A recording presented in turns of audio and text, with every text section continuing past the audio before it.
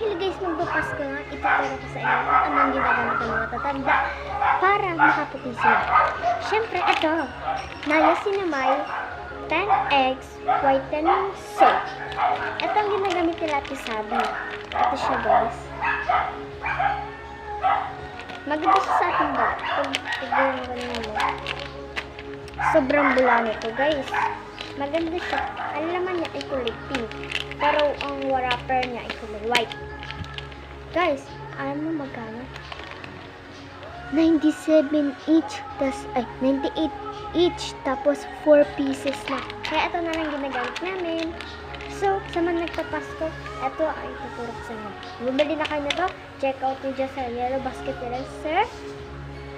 Sir? Ay, sino sir? Si Sir Manix, syempre. Si Sir Manix. Kasi, siya may-ari ng ganito. Okay, bye-bye!